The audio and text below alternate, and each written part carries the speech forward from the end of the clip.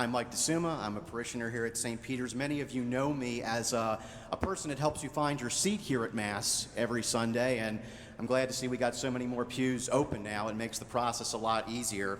But I'm blessed tonight that Father Linsky asked me to speak to you a little bit about the campaign for St. Peter's and the decision that me and my wife made to support it and why.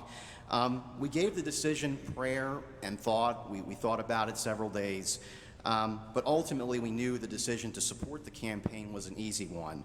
Supporting this campaign will help meet the needs of the Basilica going forward and pave the way for future generations of people that come to worship at this church.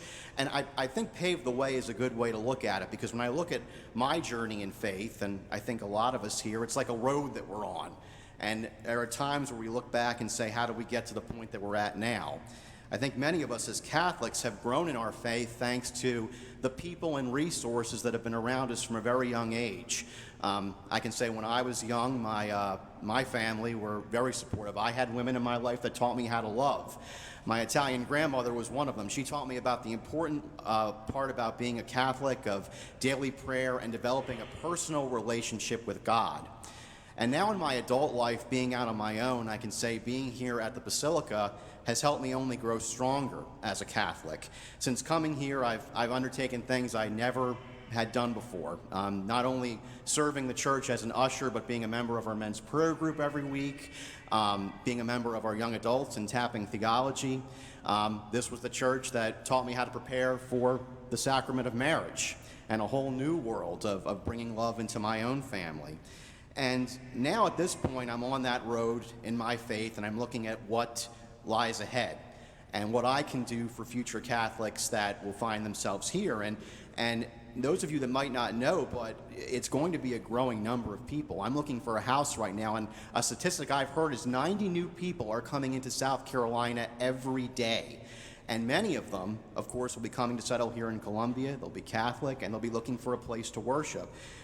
You've seen the information in the back of the church about what this campaign is going to do for us, the amount of space it will give for having space for our children to hold activities, and also adult education classes, having more space for them to meet.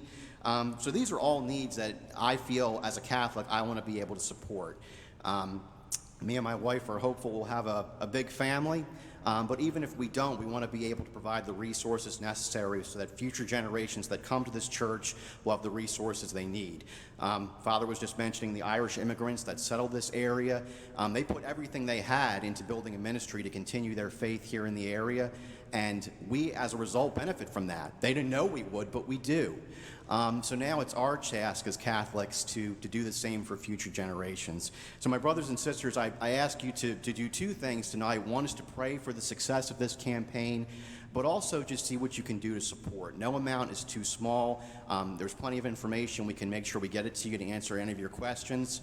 And really, anything you can contribute is worthwhile to the cause of the success of this campaign. So I'll close in saying this: on this Mother's Day, a day where we really celebrate the women in our lives who have done everything to make us who we are, I ask for your support for our mother church here in Central South Carolina, for the success of this mission, and for continuing the work of the Lord here in the Midlands. My brothers and sisters, thank you very much, and may God bless all of you. Thank you. Thank you, Mike.